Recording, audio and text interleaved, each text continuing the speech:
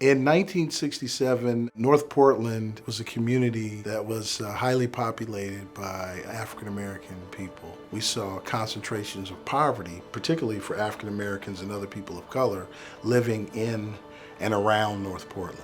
Times were tough for people of color and continue to be. And so OIC filled a critical void and brought a lot of hope to the community in terms of helping them get the skills they needed and then get connected to a job. The critical thing was to get people back into the workforce and connected in a way that there was some upward mobility.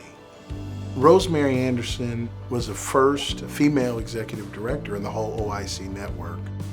Mrs. Anderson, who happens to be my grandmother, she tended to not focus on the obstacles, and she had this canny ability to focus on the opportunities. She made a critical decision at a critical time to shift the focus from working with adults, and she started working with high school kids who were dropping out of school. And she brought them into OIC and transitioned the organization from adult employment training agency into a GED job placement agency for disconnected students in North Portland. The mission for Rosemary Anderson is to serve its community, serve its youth and the youth families in the community in a variety of ways. And if we can't be the ones to serve them directly, we're going to find the resources to serve them. I think oftentimes when students come to us being told they have to go to school, not really knowing what's in it for them, not really seeing beyond the next 2 or 3 years. And so after they spend some time with us, and once they've graduated, the exciting part is that a lot of them return. And a lot of them return because they want us to see their successes. And I've always told students that success looks different for all of them. And that's something that I really let them know while they're with us. I feel like it's easier to learn here than other schools because it's more like one-on-one help. When I first came here, I was like at a 1.5. As I started getting to know the teachers and working with them, it was easy to get back on track. By the end of last school year, I was at a 3.5, so I was proud of myself. It makes me want to come to school more too, knowing that I have relationships with the teacher and they do care about me coming to school and getting my work done during classes. And I just feel like all of them care about me. Rosemary Anderson High School helps students find purpose by allowing them to explore their different abilities.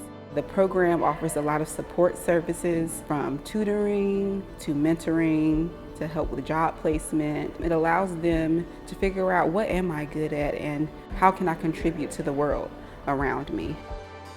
I was really desperate for help. And as the years just went on and on and on, I wasn't focusing in school, and I also just wasn't focusing on myself. That was when I was able to transfer out and finally go to Rosemary Anderson High School. And at that day, I have never ever felt happier. I was able to make that big step just to change my life in general. Teachers really do focus more on the students. You get to just connect with everybody, and it feels like you really are part of a family.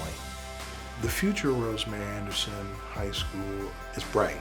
I don't think the expansion of Rosemary Anderson High School is an indictment on the public school system. I just think that kids need options, and we will go where we're needed. The legacy of Rosemary Anderson is all about hope and all about opportunity. If she was alive today to see the fact that we serve 500 to 600 kids a year, I know she would be so proud. I am Rosemary Anderson. I am Rosemary Anderson. I am Rosemary Anderson.